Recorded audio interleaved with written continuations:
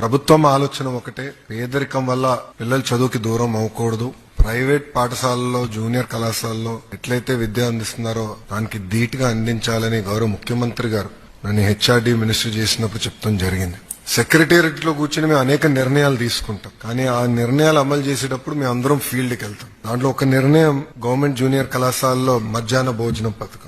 నా ఆలోచన ఏంటంటే గతంలో పెట్టాం, మధ్యలో తీయేస్తారు, మళ్ళీ తీసుకురావాలి, అట్లనే నేను ఆలోచించా. కానీ నేను ఎప్పుడైతే పాయకాపురంకి వెళ్లి చెల్లితో కూర్చుని మాడుతా ఉన్నాను, ఆమెతో భోంచేస్తూ మాడినప్పుడు ఆమె చెప్పింది, నాకు అమ్మ నాన్న లేరు, మా అమ్మమ్మ నన్ను గత 10 సంవత్సరాలుగా చేపలు అమ్మి చదివిస్తుంది. మీరు ఇచ్చిన భోజనం వల్ల ఈరోజు మా అమ్మమ్మ పైన భారం తగ్గిందని చెప్తాం జరిగింది.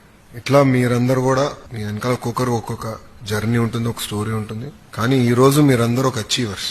గతంలో ఏదైతే ప్రభుత్వ పాఠశాలల్లో మంచి మార్కులు రావు అని ఏదైతే ఆ ముద్ర ఉందో, ఆ ముద్రని చెరిపేసిన వ్యక్తులు మీరు. వాస్తవంగా ఒక మాటలో చెప్పాలంటే ఇక్కడున్న మీరు ఆంధ్ర రాష్ట్ర ప్రభుత్వాన్ని, ప్రభుత్వ విద్య పరువుని కాపాడిన వాళ్ళు అవుతారు.